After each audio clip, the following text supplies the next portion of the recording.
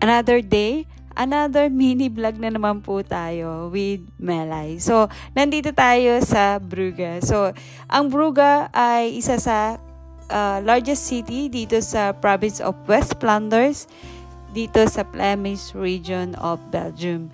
Itong lugar na to, isa sa mga paborito kong puntahan. So, kapag maganda ang weather, syempre, o kahit hindi, basta may pagkakataon, isa ito sa paborito kong puntahan. Alam niyo ba kung bakit? Kasi hinahambing nila ito sa Venice. Oo, kung merong Venice sa Italy, meron din kaming Venice of the North dito. So, dito lang sa Bruges o Brugge. So, makikita nyo naman na talagang maraming tao. So, maraming tao, ibig sabihin, napaka-touristic ng lugar na to. So, pinupuntahan talaga to ng mga turista. Siyempre, ang kulit ko, di ba? So, ayan ngayon, nakikita nyo, pwede ka sumakay ng boat, ayan, para makita mo talaga yung buong syudad. Pwede ka rin magkalesa, pwede ka rin maglakad, at para madiskubre mo yung mga maliliit na street dito. At syempre, madiskubre kung saan makakabili ng masarap na pasalubong.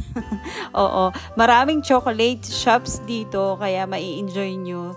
At syempre, yung masarap na waffles. Ayan, so maraming klase ng snacks dito na mai-enjoy nyo talaga. Syempre, wag nyo palalampasin ang french fries. Bigyan nyo ng pansin yung klase ng kanilang mga building dito. Talagang napaka old style. So, tawag yata nila dyan ay Gothic architectural style. So, mapipil nyo talaga na parang nasa lumang panahon kayo kapag nagpunta kayo dito. At talagang ma-enjoy nyo dahil ang ganda talaga ng lugar.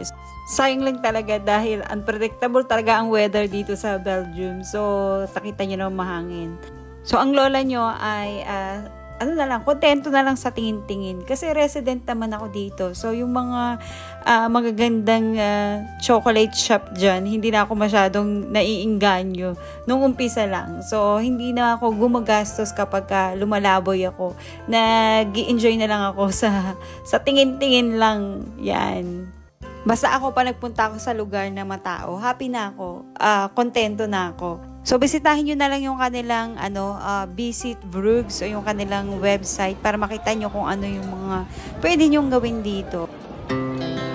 Our hearts beat to the city streets. We began to feel the fire. We rise like tall buildings as the chemicals, they take us higher. The night's young, and it's just begun, as she puts her hand in mine.